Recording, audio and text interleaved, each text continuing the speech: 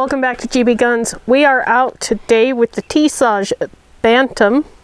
This is obviously a 1911 model, 9mm. Oh, that didn't work. So with 1911s, especially 9mm 1911s, the magazine is the weakest point and often causes some issues. As I loaded these to 9 rounds, it didn't feel too happy. We'll try downloading to 8. Problem fixed. Round removed. Insert drop, we're good. So we're now running 8 rounds in these 9-round mags. So no decocker? No decocker on the 1911. Just a safety. Yep. Okay. And we have a reduced size torso out there about 25 yards. That's what she's shooting at. Oh, we had a malfunction. It was a stovepipe.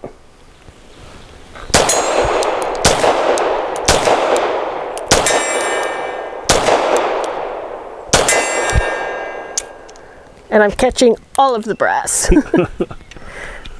I did not get slide lock. I did lose a round when I cleared that malfunction.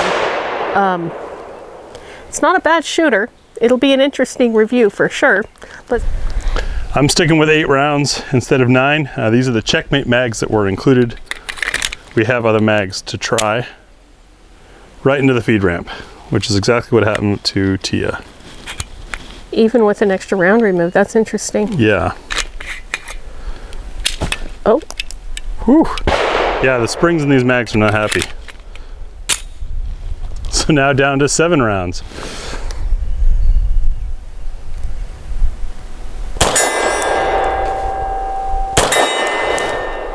The action feels smooth or slow, stretched out, not as snappy as like a striker fired gun.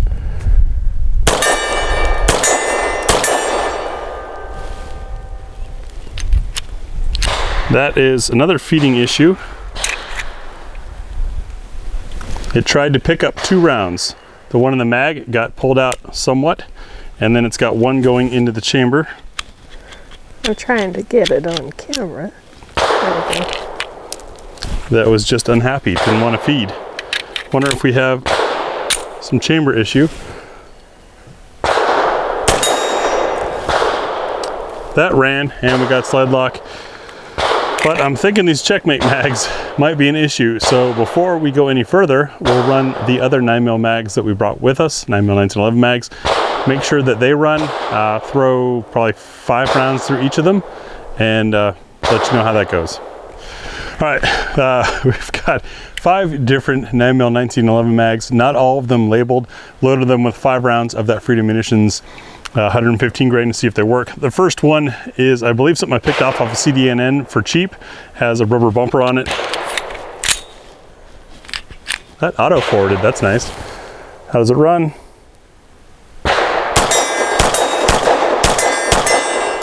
No issues. I want that one. A Metgar mag that's blued.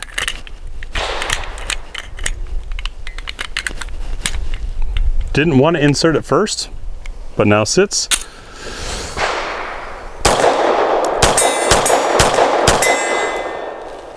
That runs.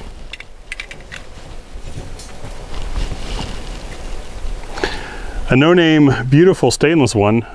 It's nice enough to look like it should have a name on it. There's a patent number on the follower, I guess, if we really need to look up the maker.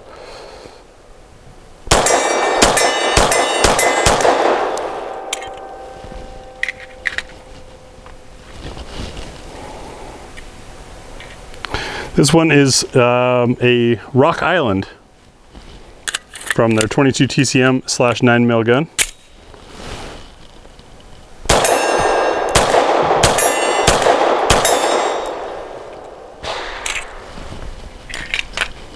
Beginning to think those Checkmate mags are just bad mags. And a Wilson Combat. Company somewhat known for their 1911s.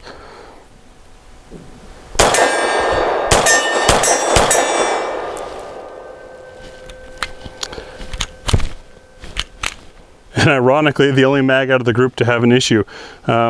We've got it doesn't want to move forward enough to pick up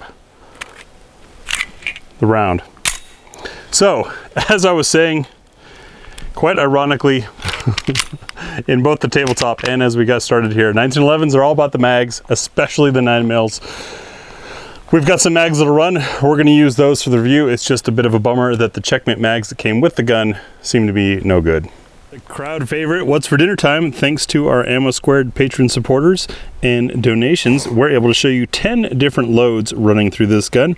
And as I go by them, you'll notice that they all have different shapes, overall lengths, the ogives in different places.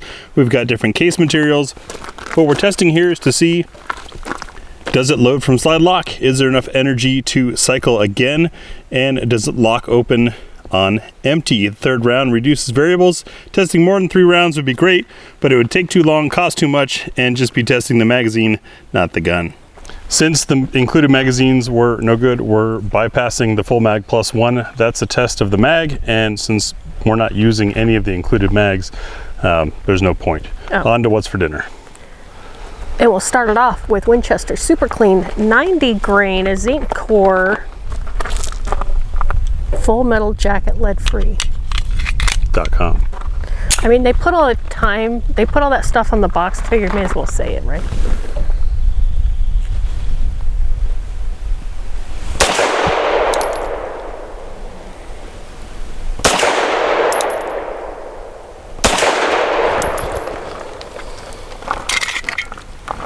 Smells like cinnamon. Nice groove. And our second course will be the Hornady's Critical Defense Light. These are 100 grain with the pink polymer in center.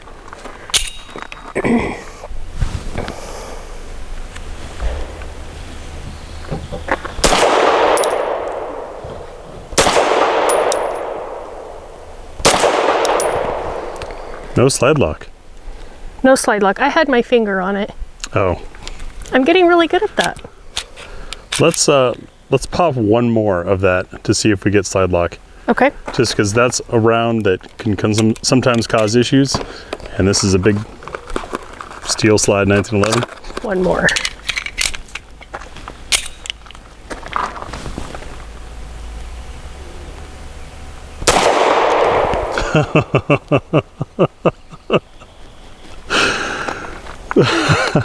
I don't know what that says.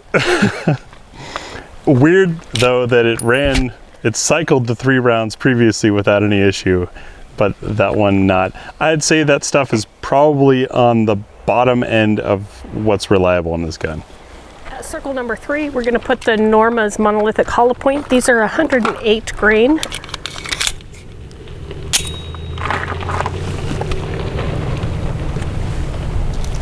Oh, it's got the extra plate there, so I was like, oh, my mag is falling out.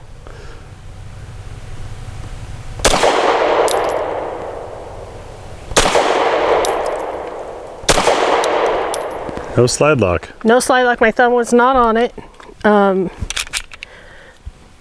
Those were not comfortable to shoot. No, they looked like they had plenty of energy to cycle the gun. It didn't cause any discomfort. They just were not, I was not able to control them through recoil. And on circle number 4 will be the Winchester Silver Tip 115 grain. I chuckle when you slip and almost say is, because it sounds like we pre-punched these holes. But there you go, folks. It's you not. can see circle 4 is clean.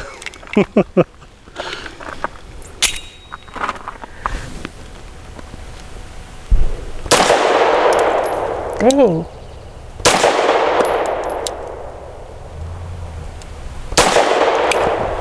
There's slide lock. And circle 4. Nice.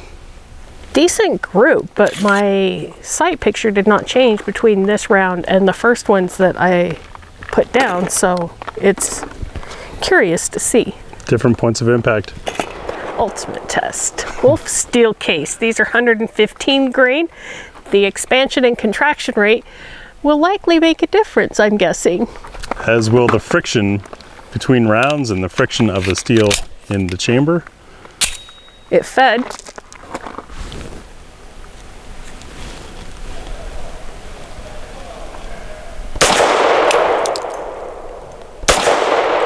smell really nice. If you like an industrial scent. They tend to group pretty well too. Yep. Yeah, it wasn't bad. Those were really pleasant actually. Number 6 is the Blazer aluminum 115 grain. That new box is The nice. new box, yeah. Thank you, Federal, for keeping us entertained by changing your packaging.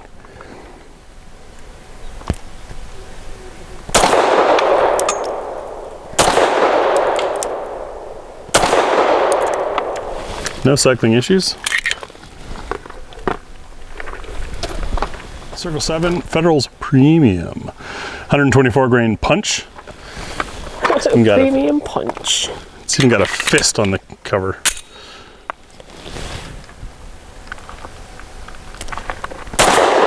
Oh yeah, that's got some punch to it. Malfunction. It's a feed issue. The round came loose out of the magazine. I'm gonna make a bunch of 1911 people cry because I'm gonna drop this slide.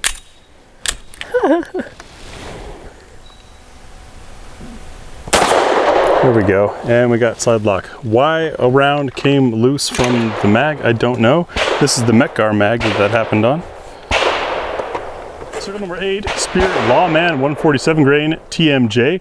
These are flat nose, but it's a small flat nose, not as big as some of the other options we have, as you saw in the intro to the What's for Dinner.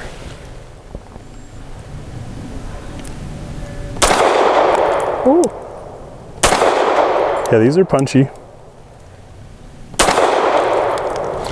The gun feels like it's starting to loosen up a little bit. Slide to frame was very tight when I took a look at it tabletop wise. Circle number 9, Federal's Syntec Action Pistol, 150 grain. This is also snub nose, but has the red plastic jacket coating. Not much of a jacket, maybe a wind shirt. Softer shooting.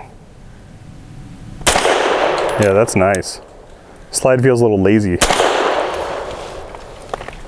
And when you're not fighting recoil, look what you can do for a group.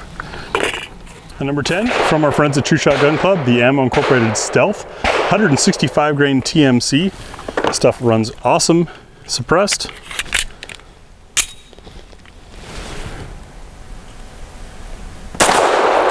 Nice and soft.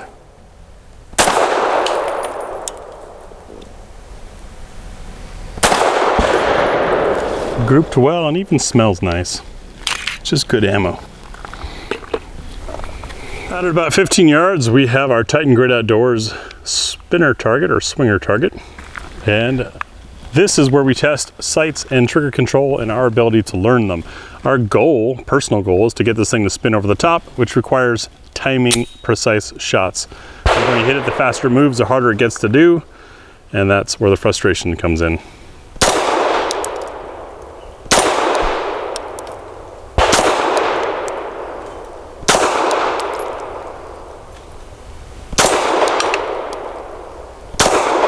Hitting a little right.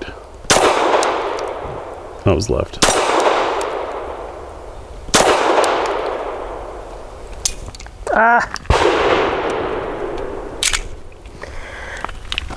We're empty.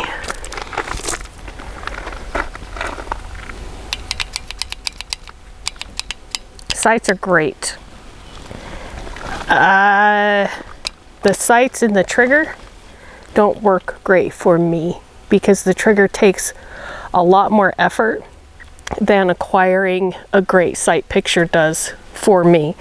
So, and not being able to get those two things working together, I was missing my shots because as I concentrated more on squeezing the trigger, it seemed to take a lot of effort.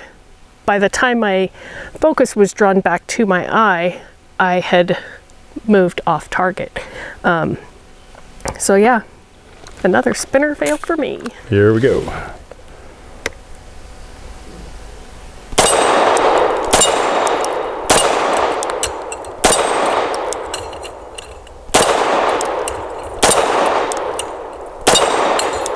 Folks, please know that those legs were already wobbly from the last test that we did.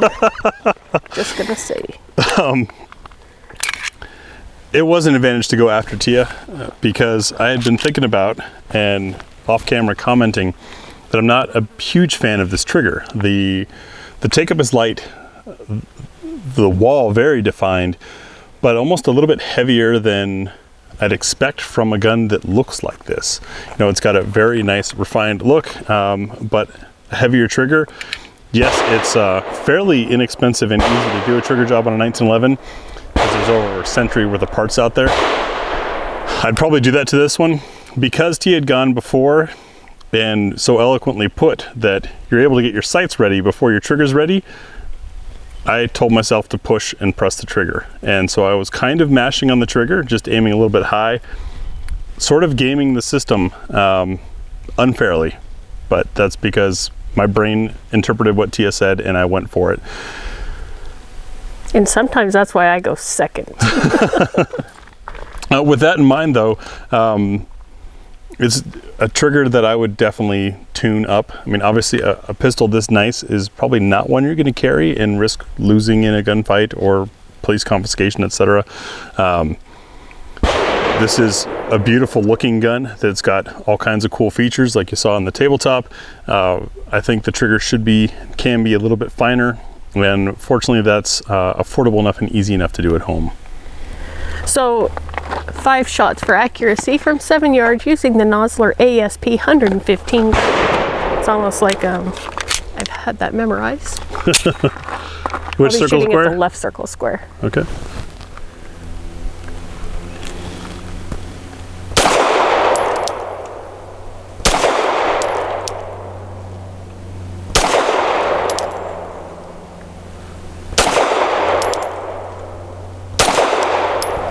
Not bad.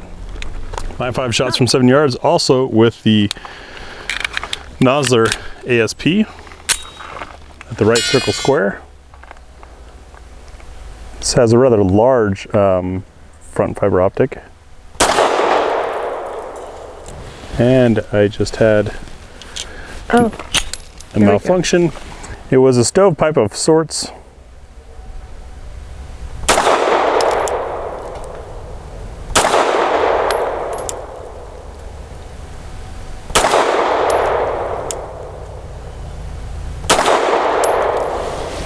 Nice group. My overall impressions of the Tisas, there's nothing wrong with the Bantam at all. There's not. It's a matter of personal preference, what you're looking for. The trigger is great. No, the trigger is not great. It is very stiff, right where you wouldn't expect it to be. So it's kind of a mental challenge. And moving up to the sights, my first impression when I first looked through them, I'm like, oh great, another basket system. They're not my favorite. I tend to do very well with them though, for whatever reason. They're not a preference. These were no different. Getting that dot to sit in the basket after you're on target, it's almost essentially the same as using a circular type reticle dot system on a gun. So I enjoyed that. It's a really comfortable gun. It really is. And like Graham mentioned previously, some trigger work on this would make it really fun. And obviously it just needs more rounds through it. This gun has really made me realize that when you see those guys that do like the 1,000-round review and they tell you the gun is awesome and they shoot really awesome with it, I think of course they've had 1,000 rounds to really learn the gun. With this one, I had to learn, as I did after Tia did the swinger test, to push through that heavy brake, to really just be forceful with it and not ease into the shot, which is what I prefer to do when I'm shooting more accurately. Once I got that down, shooting was pretty easy. Is it a super high-end luxury pistol? It looks like it. It has a lot of the aesthetics, a lot of the features to it, as we showed in the tabletop. Stuff like beveling around the takedown lever, little finer touches like that that are very nice. Trigger still maybe slightly rough. The action itself is a little crunchy, a little gritty, but that's where you're saving money. That's why this doesn't cost $3,000, is it's not fit that way. However, at home with an aftermarket trigger kit, heck, Nighthawk has a drop-in trigger kit now that I bet would make this thing dynamite. And a few more cyclings of the slide, shooting it more or polishing, maybe taking it to a gunsmith, and you would have yourself a pretty nice pistol and still not have paid as much as some of the bigger brand nice guns out there.